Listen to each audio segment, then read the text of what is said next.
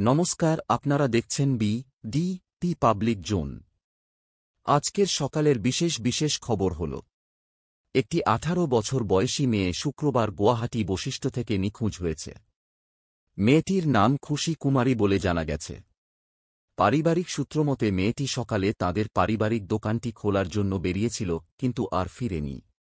কিছুক্ষণ পর পরিবারের লোকেরা মেয়েটির সন্ধানে বেরোলে দেখেন যে দোকানের সামনে মেয়েটার হাতের ব্রেসলেট, ব্যাগ ও দোকানের চাবি পড়ে আছে। কিন্তু খুশিকে সেখানে পাওয়া যায়নি। পরে তাড়াতাড়ি খবরটি পুলিশকে জানান।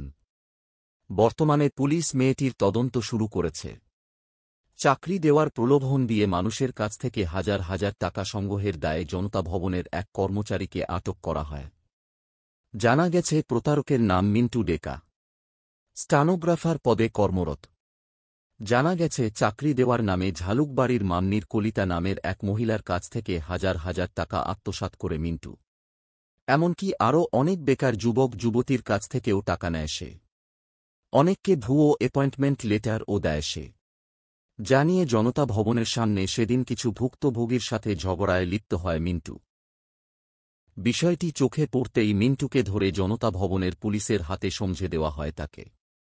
অসম থেকে রাজ্যসভা নির্বাচনের জন্য মনোনয়নপত্র জমা দেওয়ার প্রক্রিয়া শেষ হয়েছে। এবার ঘোষণা করা হল যে 2 এনডিএ প্রার্থীকে বিনা প্রতিদ্বন্দ্বিতায় নির্বাচিত ঘোষণা করা হয়েছে। এই 2 প্রার্থী হলেন পবিত্র মরণ ও অনিল বর্মন।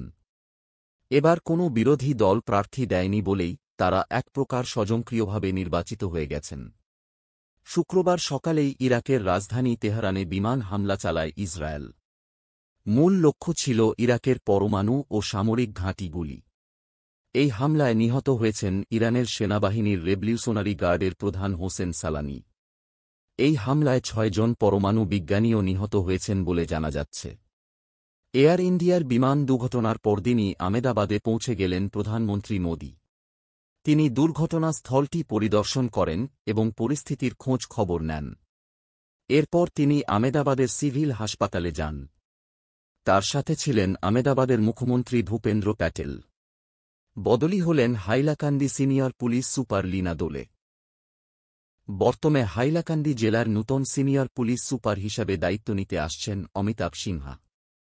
এই ছিল আজকের সকালের কিছু বিশেষ খবর শেষ হল। পরবর্তী খবর আগামীকাল সকাল 8:30 মিনিটে।